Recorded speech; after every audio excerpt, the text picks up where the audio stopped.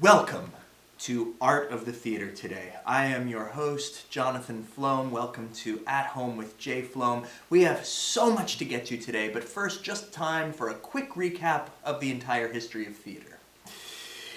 Everything we know derives from Greece. No, wait, Rome. Rome stole all of Greece's innovations, changed the names of the characters, and called it their own. So everything derives from Rome. Oh, sorry, Rome, you've fallen. Theater is dead. Jesus said so. We need to honor Jesus. But how? How about a play? Theater is alive again. It is risen, you might say. Topical jokes for Easter. Not offensive at all, just to be clear. So, theater is good. It flourishes for hundreds of years. Thanks, Shakespeare. Queen Victoria suddenly comes along and she's gonna go viral. Wait, too soon for viral jokes. She's gonna spread her morals all over the Western world. I can't pay the rent. You must pay the rent. I can't pay the rent. You must pay the rent. Oh, for Christ's sake, here comes Ibsen to save us all with a good old divorce play. He's gonna change it up and we're off and running with realism. Realism's the thing. No, wait, but Europeans say realism is bullshit. Let's get wacky. Let's fuck with the subconscious. Or, better yet, let's fuck with the machinery. No, wait. Let's all go to the theater and just see how bleak life can be.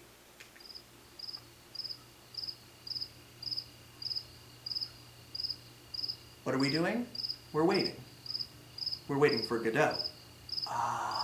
Save us, Eugene O'Neill. Bring us back to reality. Show us drunken, morally bankrupt characters. You know, some real slice-of-life shit. You know, leave it to the Americans to keep it real. Am I right?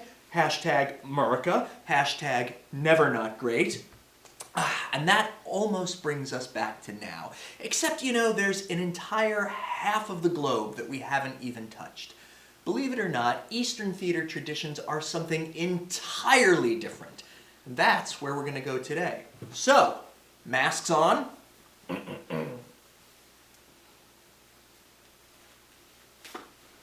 Antibacterial hand sanitizer ready? Let's go east.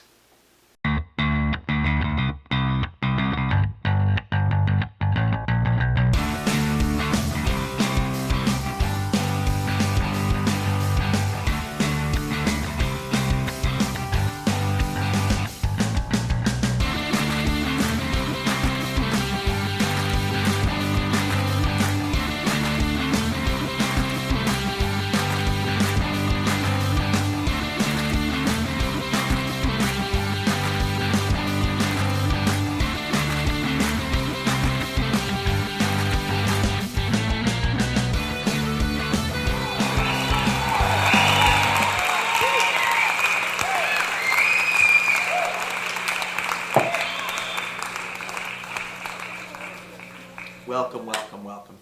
Thank you so much. It's so great to have you all here back in my living room at home with J. Flom. Today we are going to take a really interesting and fascinating trip to the other side of the world. Today we're going to focus on Asian theater and the different forms of Asian theater from different parts of Asian culture. In our next lecture we're going to go to Africa, so we're getting to travel a lot even in our quarantine. So let's start with non-Western Asian theater, and first let's start by talking about the fact that it is full and rich of tradition and ritual. That's the biggest thing that separates Eastern theater from Western theater, is the idea that Eastern theater tends to be highly ritualized. So let's start by breaking this down. What is ritual? By definition, ritual is a religious or solemn ceremony consisting of a series of actions performed according to a prescribed order. So, I want to take a moment and have you think about what rituals are part of our society today in 2020. Take a second, think about it. In fact, do me a favor, if you've got something to write with, jot down some things, jot down some thoughts. What religious or solemn ceremonies or rituals are part of your life today? It can be anything from religious to pedantic daily life. What rituals are part of your life? Write them down. Go ahead, I'm waiting.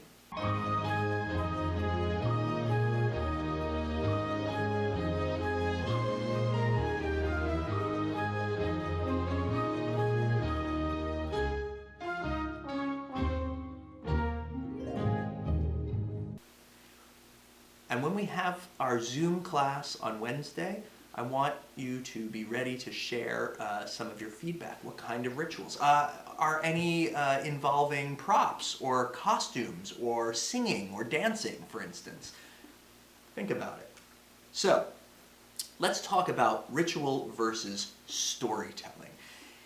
In Asian theater, and this pretty much covers India as well as Eastern Asia, these performances are sung and danced much more than they are spoken, okay? And they are visual and sensual much more than intellectual. And when I use the word sensual here, I'm not talking about romantic or sexual. I'm not talking about that. I'm talking about sensual as in they are sensory experiences. These performances are not meant to have you follow a story and specific detailed characters from beginning to middle to end. Rather, they are stories that the culture normally is familiar with, just told in a way that appeals to the senses. I hope that makes sense. Much more focus on story and mythology rather than on plot. And I want to be clear, the difference between story and plot, those sound like the same kind of things. Story might be a general idea, right? Little Red Riding Hood is a story about a girl going into the woods and learning a great lesson, right? That's the story of Little Red Riding Hood. The plot is the specific details of things that happen. So in Eastern theater, we're not going to see so much plot as we are general story. And these performances in India, in China, in Japan, as you're about to see, are all broadly stylized and deeply, deeply traditional, right? We're not seeing a whole lot of new, innovative stories or new and interesting ways of telling story. It's much more about tradition. And where we're going to begin is in India with a form of theater called Indian Sanskrit drama. Now, Indian Sanskrit drama is most likely the earliest form of Asian theater. And it has a specific form called Kathakali. And I was so afraid I would mispronounce that I asked one of my students who's an exchange student from India to help me pronounce it. And so I want to thank Isha Rao for giving me the correct pronunciation of Kathakali, which means story play. Now, this was a form of dance drama, and the movement in Kathakali is stylized down to the very minute movements of the eyes in order to tell the story. And I want to show you a video of some Indian Sanskrit drama, and this will give you a little bit more detail about the form.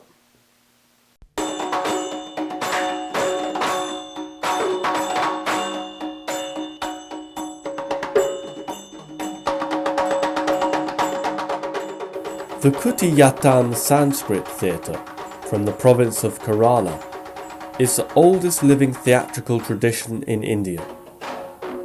It is traditionally performed in Kuttampalams, which are theatres located in Hindu temples. The Kutiyattam goes back more than 2,000 years and represents a unique synthesis of Sanskrit classicism and local traditions of Kerala, particularly the comic theatre in the Malayalam language.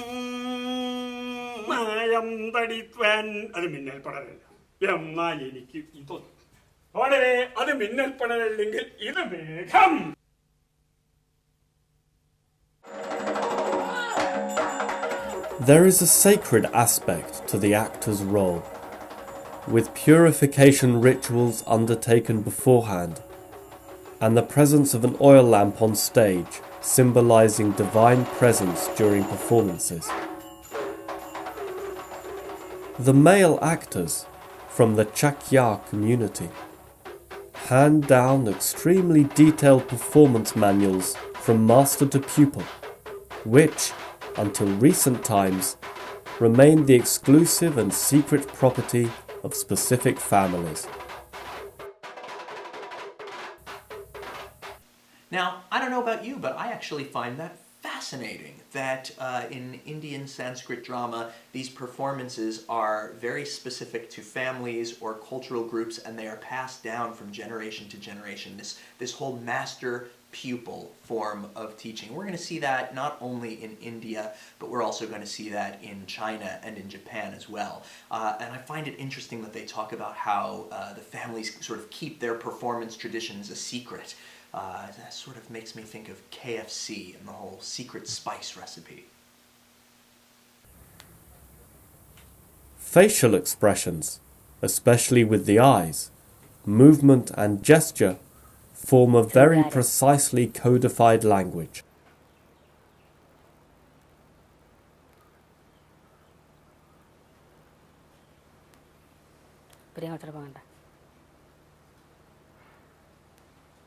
Karunam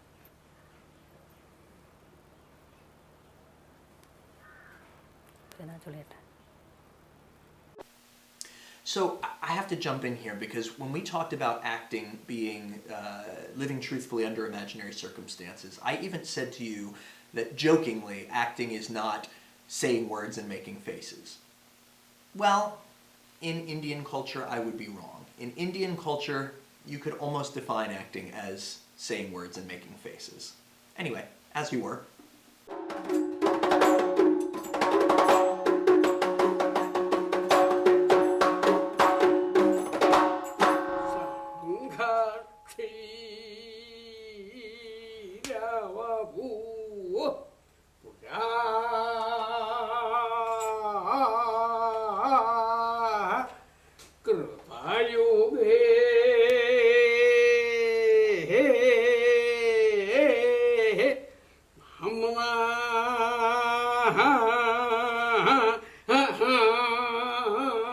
Access to performances was originally restricted because of their sacred nature, but they have progressively opened up.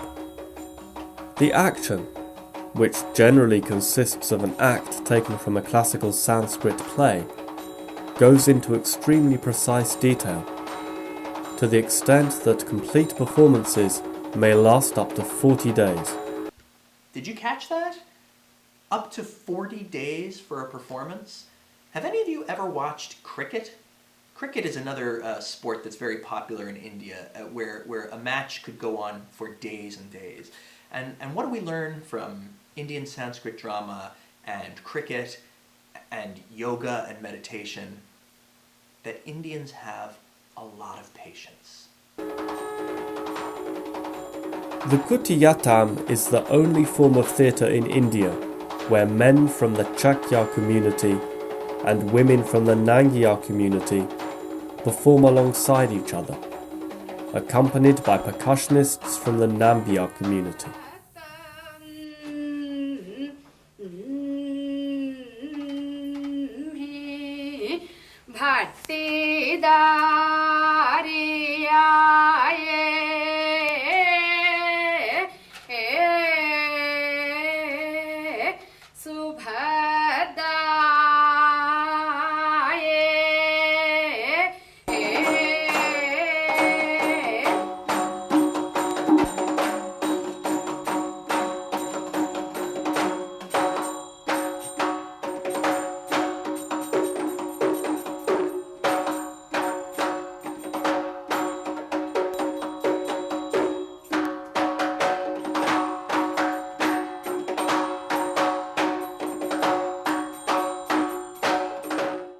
Great.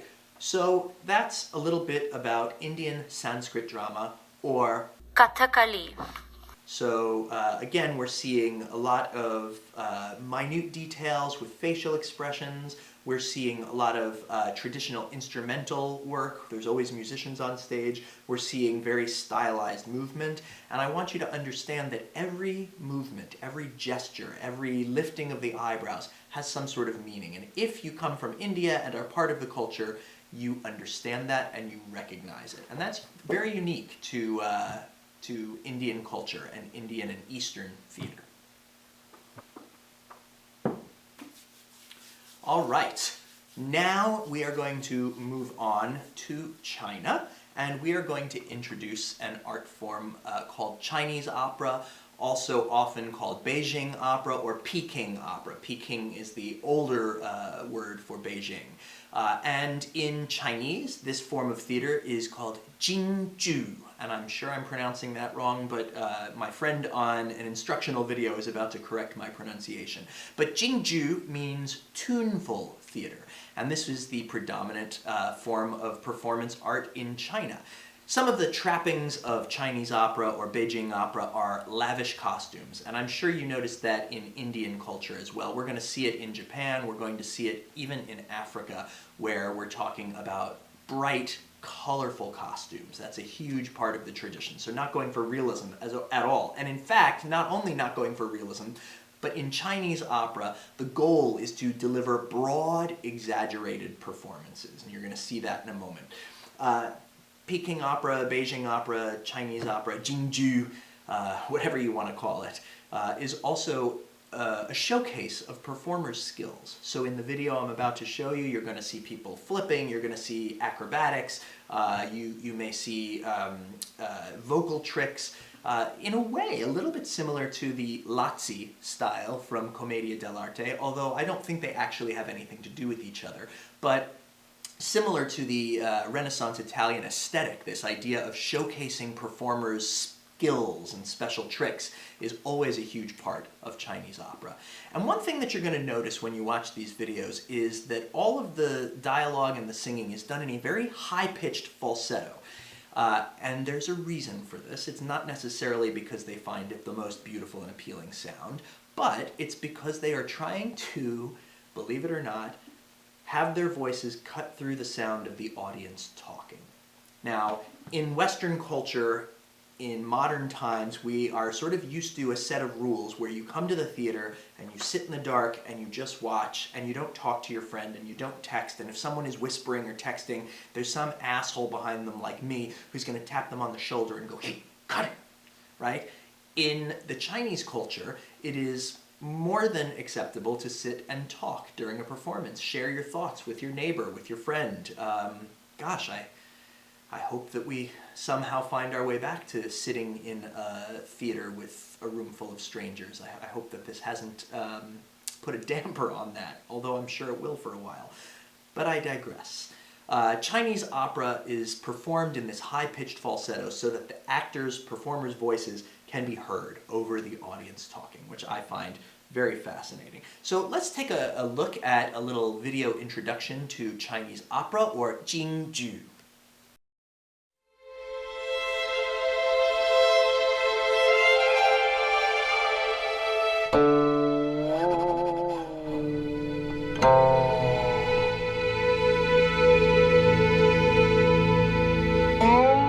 Jingju. 京剧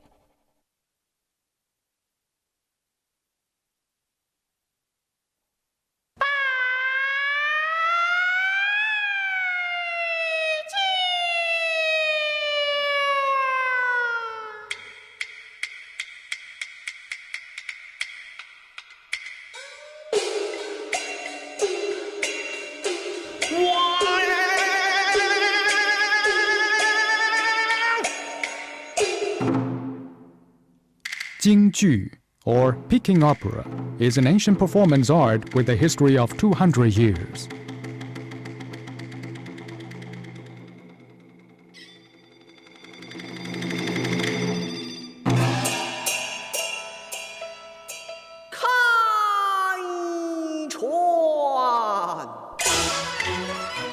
Jingju has 4 kinds of roles, according to different identities and personalities.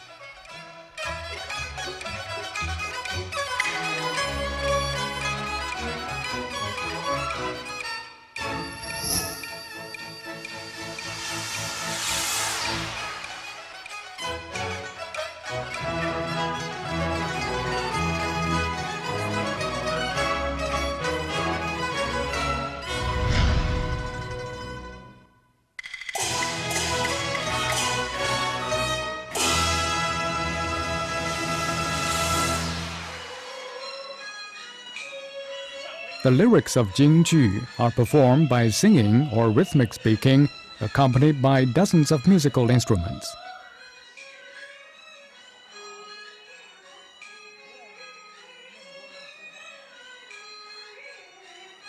Now, Jingju still enchants many Chinese people and foreigners with his unique charm.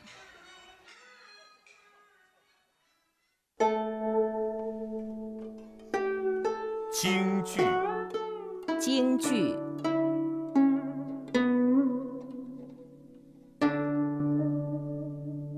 Great, I'm sure you see what I mean by the high-pitched falsetto talking. I want to show you one more short clip that is an actual live videoed performance from a Chinese opera event, so we'll take a look at a little bit more of this.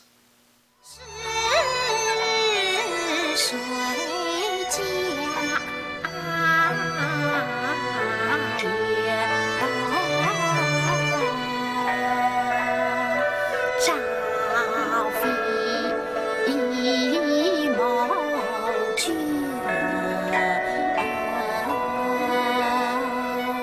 云霞翠溪。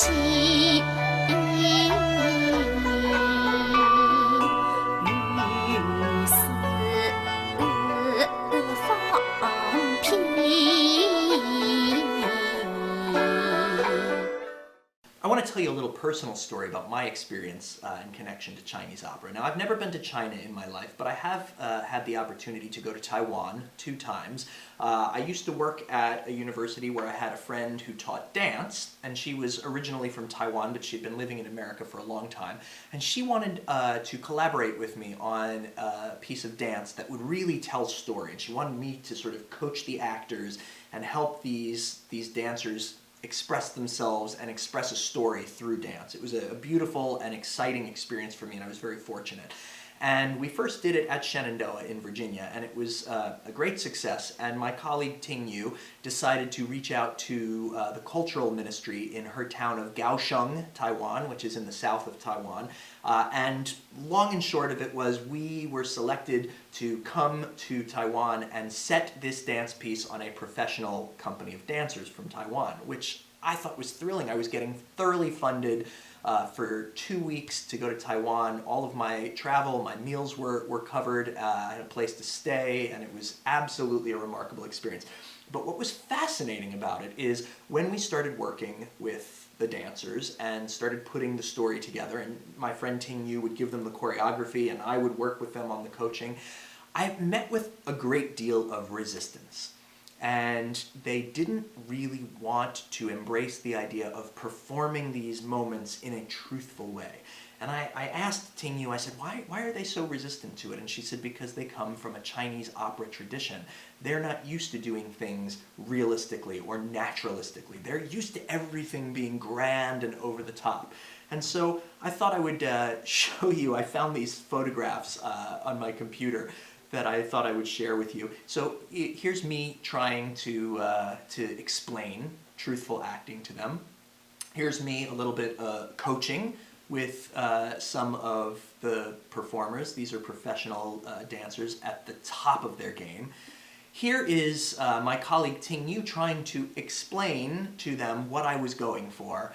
And I'm gonna guess that this picture must have been taken by somebody as they responded to my plea for truthful acting.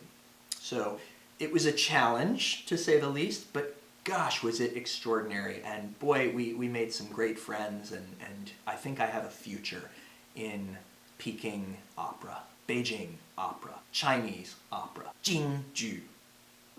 Great, moving on. And before we do, again, let's sanitize, since we're leaving China and moving on to Japan.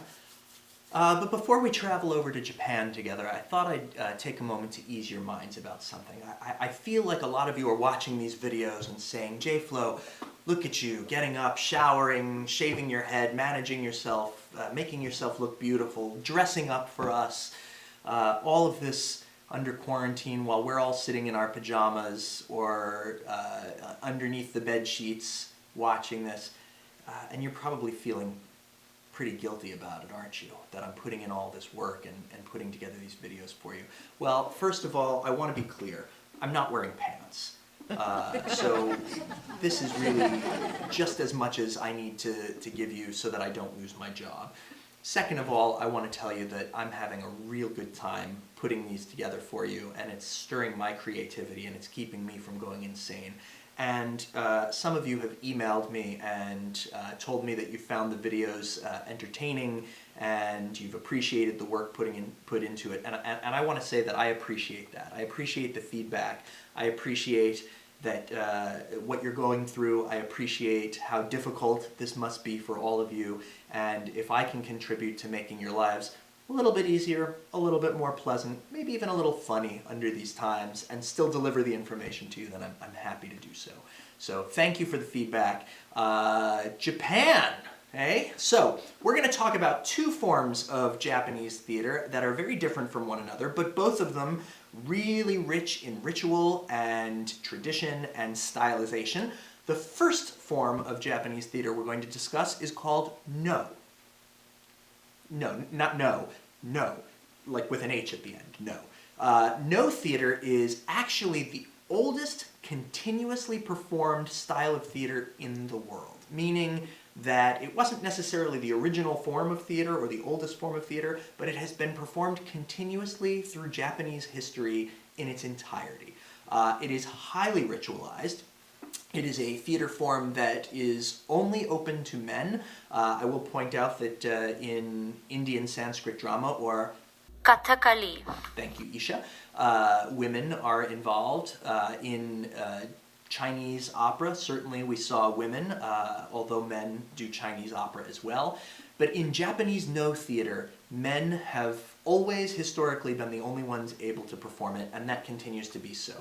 Now, in No drama, there is no makeup as part of that experience. It is all done with masks. There are specific stereotypical stock characters, and it is a very slow-moving evening of theater, both slow in terms of the development of the plot and the story, and again, there's very little emphasis on plot, but also slow in the physical form. There are special shoes that are worn by No performers, and there's a special way of sort of glide walking, and all of the movement is very detailed, very specific, almost sort of robotic to our Western eyes, but it all has specific meaning. The other thing you need to know about Japanese No theater is that the theaters themselves were designed specifically for this form of theater. We'll see that there is a stage, usually with some sort of nature depicted on the backdrop, typically a tree, maybe a river. The costumes, again, are very colorful and lavish. The characters are very specific and stock-type characters. There are musicians on stage, and the stage is actually formed with a sort of spring and sound-loaded quality underneath it, so that as these No performers glide across the stage, there are also times where they stomp on the stage, and they want the stomps to sound like a thunderous sound. You're going to see that as well. Let's just take a look at some No theater. Take a look.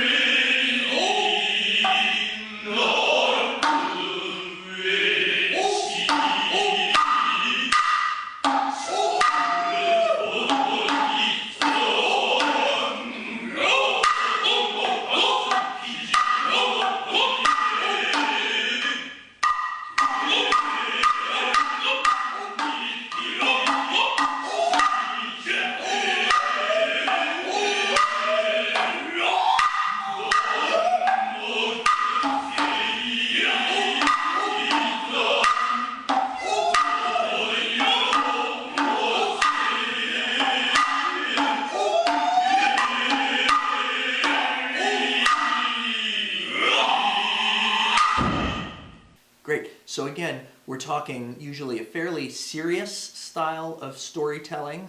We're talking, just like with Indian Sanskrit drama and Chinese opera, we're talking stories that are familiar, that are handed down from generation to generation. We're talking men only, we're talking masks, we're talking big stylization. And the other thing that happens in a performance of No theater is you've got usually 2 or 3 acts in an evening of No that are heavy and dark. And in between some of the acts, you will have something called kyogen, or kyogen. I've heard it pronounced both ways. And these were meant to inject a dose of humor in case the evening was getting too heavy. And they were similar to satyr plays. If you remember satyr plays from our ancient Greek tragedy lecture, we talked about a Greek tragedy would be performed as a whole day, a trilogy of plays that are tragic and related, and usually in between the second and third, or at the end, you would have what was called a satyr play, which was a parody or a comedy. Well, you can think of kyogen as similar to that satyr play kind of thing. These were comic relief that were inserted in between the acts of No theater to brighten it up and lighten it up. Japanese No theater.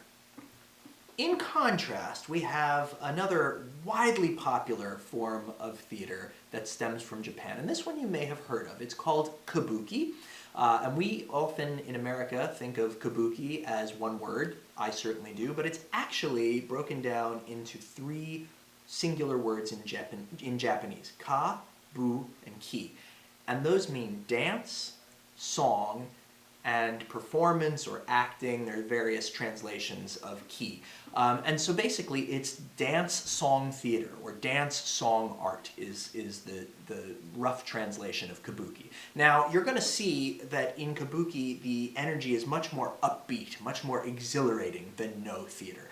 This was entertainment for the common folk. One thing I didn't mention about No theater is that the audience tended to be restricted to the upper class, right? These are the elite people. These are the people that are intellectual. These are the people that are artistically aesthetic, that they'll come to the theater and they'll lock themselves down for 3 hours and watch this slow-moving, nature-rich reflection of life. And that was the other thing that you have to know about these No stories. They all had mythology that had to do with nature, or sort of Zen kind of topics. Well, kabuki tends to be a lot more like Japan's version of realism in terms of a response to what No theater was. So kabuki begins about 200 years after No theater was established, and kabuki is done with both men and women. And some of the trappings of kabuki theater that you will recognize: first of all, the makeup. Whereas in No theater, they're using masks, in kabuki, they're using makeup. And I'm going to show you a clip in just a minute that gets into that. Kabuki theater is comic in nature. It is much more upbeat. It is much more sort of natural in terms of the characters that they're playing, as opposed to playing only ancients and only ancestors. Kabuki theater gets into samurai history, and kabuki theater gets into clowning, and kabuki theater is meant for men and women to sort of see a sort of reflection of Japanese culture through the ages. So let's take a look at a clip from kabuki.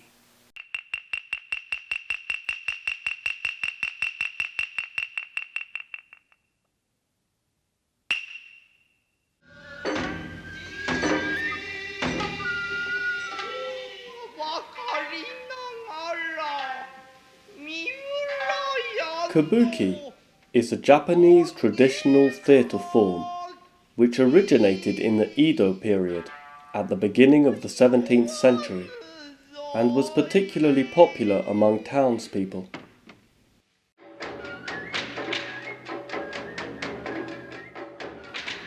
After 1868, when Japan opened up to Western influences, actors strove to heighten the reputation of kabuki among the upper classes and to adapt the traditional styles to modern tastes.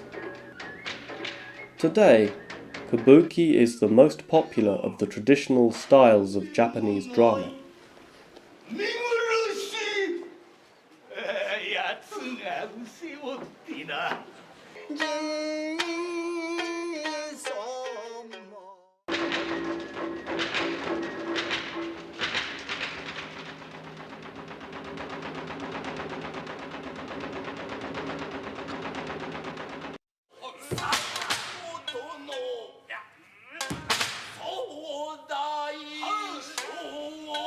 Important characteristics of kabuki theatre include its particular music, costumes, stage devices, and props, as well as specific plays, language, and acting styles, such as the mille, in which the actor holds a characteristic pose to establish his character.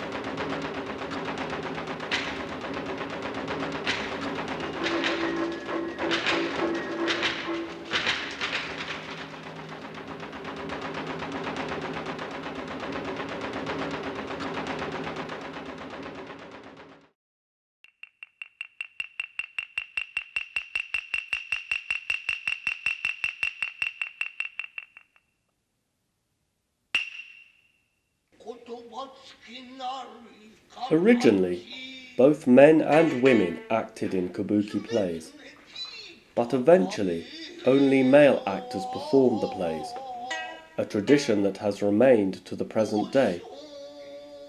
Male actors who specialize in women's roles are called onagata. Two other major role types are aragoto, rough style, and wagoto, soft style. The actors speak in a monotone voice and are accompanied by traditional instruments.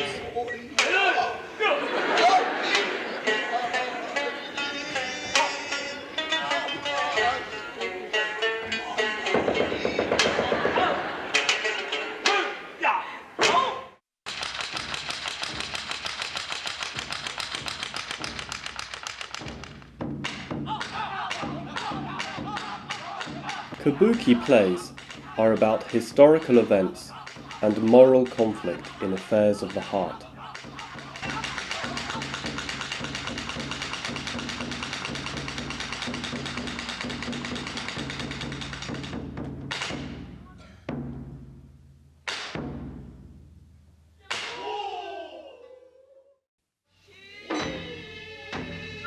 The kabuki stage is equipped with several devices, such as revolving stages and trapdoors, through which the actors may appear and disappear. Another speciality of the kabuki stage is a footbridge, hanamichi, that extends into the audience. Keshi, the special makeup, provides an element of style that is easily recognizable, even by those unfamiliar with the art form. Now listen, to say that this was a crash course in Eastern theater is a drastic understatement. Unfortunately, there's so much that I'm not even able to get into. Number one, because we just don't have the time. And number two, frankly, because I have no clue. I am not an expert in Eastern theater at all. But I did think it was important to introduce you to these various forms just to show you that there is something else, that there is another way. And some of these clips, some of these descriptions of various forms of theater might seem extremely foreign to you. Duh. Well, unless you're Sinchana, who hopefully was not humiliated, embarrassed, and angry at my brief detailing of Indian Sanskrit drama. I apologize in advance if I've offended you with my lack of knowledge. But I wanted you to be aware that Western theater, those things that we take for granted, just like realism that we take for granted as being the norm, isn't the norm everywhere. Right? And in Eastern culture, when they come to see our plays and our musicals on Broadway, and I know, for example, Phantom of the Opera is one of the biggest draws for tourists from non-English speaking countries, they are just as mystified and blown away by the exoticism of our realism and naturalism as we are by their performance art. And I introduced this to you on a very superficial and overview kind of way, just so that you have some appreciation that in other places of the world there are other traditions. So I'm going to leave you with that. I want you to do some thinking between now and Wednesday morning about rituals in your life. I want you to do some thinking about if any of the forms of Asian theater, remember we've talked about Indian Sanskrit drama, we've talked about Chinese opera, we've talked about Japanese No theater, and we've talked about Japanese kabuki theater. Are there aspects of any of those that appeal to your Western sensibilities. If you could pop the mask on and grab your sanitizer and really take a trip to India, China, or Japan, where would you be most interested in going in terms of going to observe a cultural performance? What of these different genres interested you? Think about that. There's going to be a discussion on D2L this week that you can post on your thread for participation points. And I hope I see a bunch of you on Wednesday morning, and I hope that you engage me in a dialogue and get involved and give me some back and forth. Because as much as you appreciate me putting these videos together, and I appreciate you telling me you appreciate me putting these videos together, I'm going to tell you that I appreciate you getting up in the morning, popping onto Zoom for 25, 30 minutes and talking to me. And just so you know, this is what that looks like to me. So from my Zoom to yours, have a great day. Good luck if you haven't taken the exam already. I hope that you do, because time's running out, and we'll see each other maybe on Wednesday to talk about Asian theater. Next lecture coming out is going to be about Africa, and we're going to get you ready to read a phenomenal play, the last play of the semester that you're going to have to read, which is In the Red and Brown Water by African-American playwright Terrell Alvin McCraney. We'll talk about that next time. Bye, everybody. Take care. Be well.